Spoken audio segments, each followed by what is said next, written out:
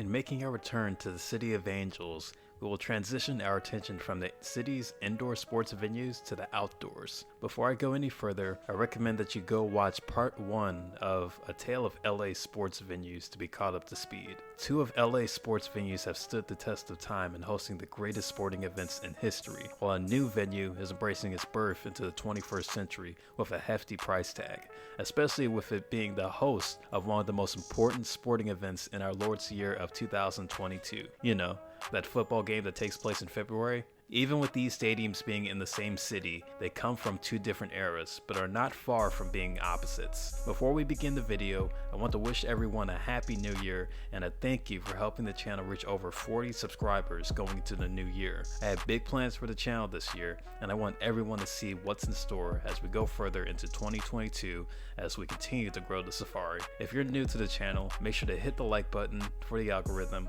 subscribe to the channel, and hit the notification bell to show your support and be on the lookout for future videos. With that being said, in today's installment of Stadium Safari, we will explore the history and future of the Rose Bowl, Los Angeles Memorial Coliseum, and SoFi Stadium.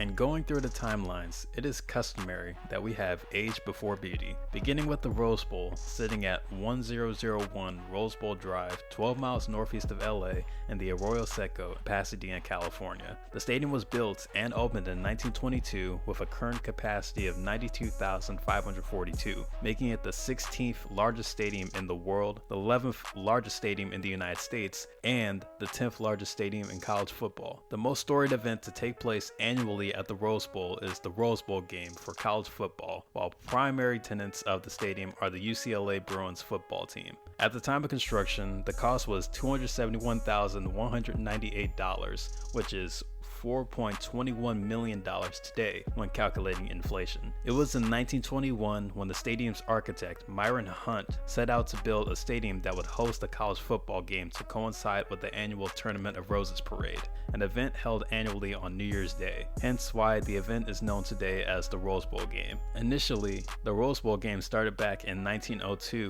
but was officially incepted in 1960 when the games were hosted at Tournament Park, which is now a portion of the California Institute of Technology campus, later transitioning to its primary host site at the Rose Bowl Stadium. The game itself is a part of the New Year's Six, making it one of the 6 college football bowl games to take place annually on New Year's Day, and is the oldest operating bowl game, giving it the nickname the Granddaddy of them all. The first ever Rose Bowl game at the Rose Bowl was on New Year's Day 1923 when USC beat Penn State 14-3 in front of 43,000 fans. The stadium wouldn't reach its 90,000+ capacity until 1928 when they enclosed the stadium, giving it its famous bowl shape from its previous horseshoe configuration. At one point, the added seating made the Rose Bowl the largest football stadium in the country by capacity. The record attendance for a Rose Bowl game was in the 1973 game with 106,869 fans when USC beat Ohio State 42-17, which also made it the largest crowd for an NCAA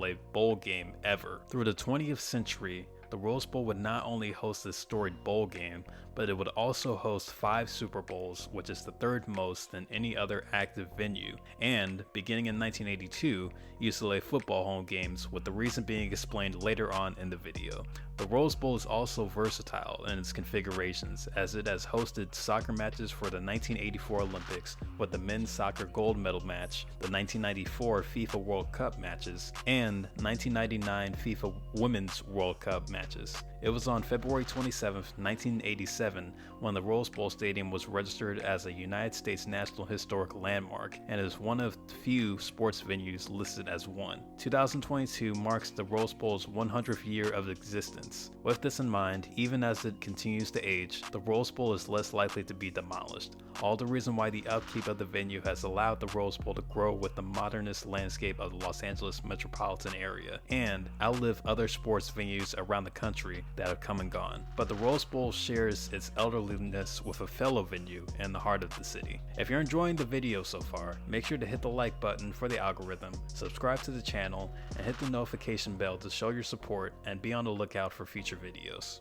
We now move to the timeline of the Los Angeles Memorial Coliseum, sitting at 3911 South Figueroa Street in the Exposition Park neighborhood of LA, near the University of Southern California. The stadium broke ground a year before the Rose Bowl in 1921, but opened 3 months after the Rose Bowl on January 5, 1923, and has a current capacity of 77,500, but is expandable to 93,607. The sole tenant currently at the LA Coliseum is the USC Trojans football team. At the time of construction, the cost was $954,872, which is $14.2 million today when calculating inflation. It was in 1921 when LA father and son architecture duo John and Donald Parkinson came up with the design of the LA Coliseum after receiving inspiration from the Yale Bowl in New Haven, Connecticut, which was also the inspiration to Myron Hunt's Rose Bowl design, ironically. The stadium was initially built as a memorial for LA veterans from World War I.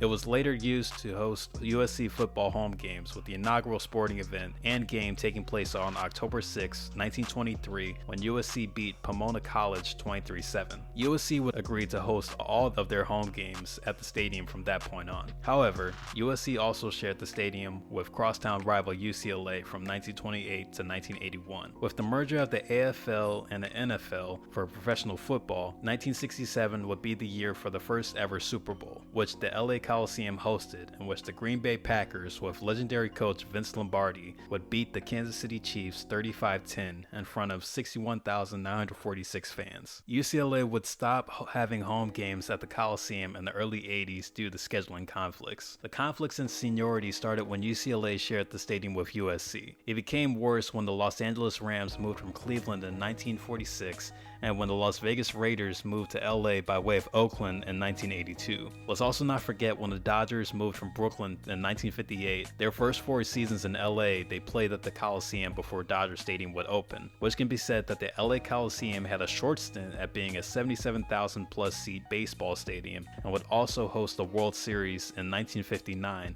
but we'll save the Dodgers for a future episode. The gist of it all was that the LA Coliseum was beginning to get cramped as far as housing attendance. In 1982, it was decided after strenuous negotiations that UCLA would permanently move their home games to the Rose Bowl Stadium and have stayed there ever since. Even with football being the primary purpose for sporting events at the Coliseum, that wasn't what made the Coliseum the historic venue that it is today. Los Angeles Memorial Coliseum would temporarily be renamed Olympic Stadium as LA was named the host city for the 1932 Summer Olympics. The famous additions in preparation for the games would be the Olympic torch, based on top of the famous archway entry of the Coliseum, and would also bump the attendance from 75,144 to 101,574. The events held in the stadium were field hockey, gymnastics, equestrian, and track and field, and of course the opening and closing ceremony. The Rose Bowl would only host the track cycling events during the games that summer as well. The Olympics would return to LA for the 1984 Summer Games and get the feat as the first stadium to host the Summer Olympics twice, and just like the Rose Bowl, the Coliseum would too be registered as a United States National Historic Landmark a day before the opening ceremony of that year's games. The LA Coliseum is a stadium with much history at being the foreground for some of the most historic sporting events and is on the verge of doing something that is precedent in the stadium's existence. It was announced in the fall of 2021 that NASCAR will host their annual preseason Cup Series exhibition race, the Busch Light Clash, at the Coliseum on February 6, 2022. It will be the first time in history that NASCAR will not run its annual race at the Daytona International Speedway since the event's inception in 1979. The Coliseum is in the process of building a quarter-mile asphalt oval racetrack inside the stadium for the event. It has become common for both stadiums to play host to sporting spectacles for different sports. It is curious to see what our next featured stadium can accomplish in its youth as a newborn to the LA sports venue scene. As a reminder, make sure to hit the like button for the algorithm, subscribe to the channel, and hit the notification bell to show your support and be on the lookout for future videos. We are now on our final featured stadium and the baby of LA sports venue landscape with SoFi Stadium, sitting at 1001 South Stadium Drive in the LA suburb of Inglewood on the old site of the former horse racing track, Hollywood Park, and southeast of the Forum. The stadium broke ground on November 17, 2016 and opened on September 8, 2020 with a capacity of 70,240 and is expandable to 100,240. The tenants that share the venue are both the Los Angeles Rams and the Los Angeles Chargers of the NFL. The construction cost is between $5.5 billion. I'm gonna say that again, $5.5 billion, making it on record the most expensive sports venue ever built. If you watched part 1 of the LA Sports Venue series, I mentioned how everything about LA sports tends to come full circle for indoor sports. Well, the same can be said for the city's outdoor sports. On January 31st, 2014, it was announced that Rams owner Stan Kroenke bought the 60-acre plot of land to begin his plan to return the Rams to LA.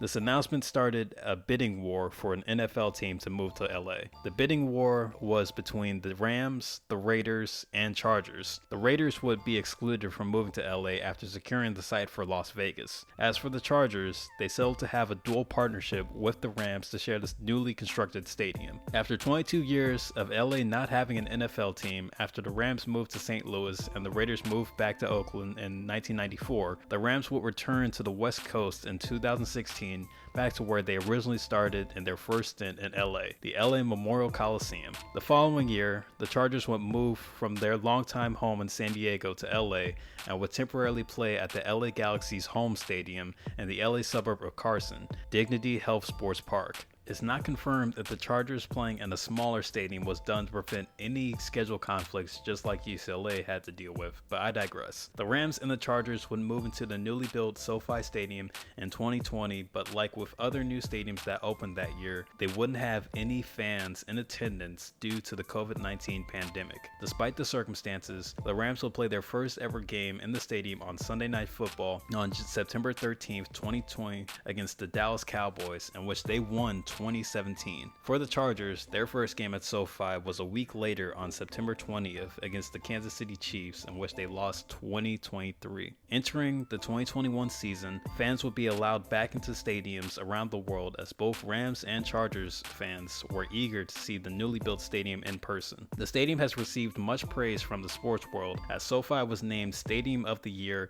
and Stadium DB's Jury Award for 2021. The stadium overall is going to the 2020s with young history, but has its eyes set on the future of sports in LA.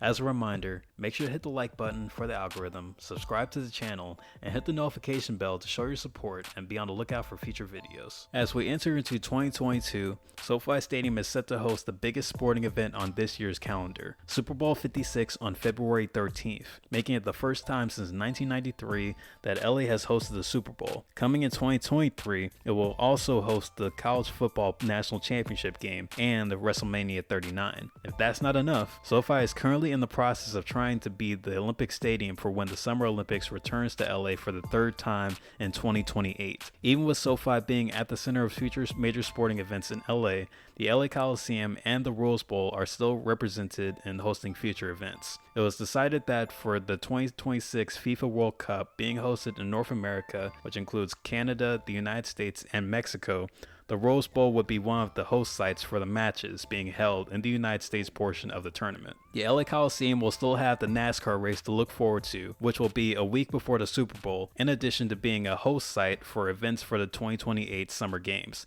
paying homage to his previous work for the 32 and 84 games. The city of Los Angeles has hosted every major sporting event under the sun and will continue to the trend as long as possible. The city has grown into a sports-hungry city for many years and has represented itself with its famous sports venues. If there was a Hall of Fame for sports venues, the LA Memorial Coliseum and the Rose Bowl would be the first ballot. SoFi has a long way to go in manifesting its future as an LA sports venue. Overall, you can't go wrong with hosting a major sporting event in the City of Angels. This concludes today's installment of Stadium Safari.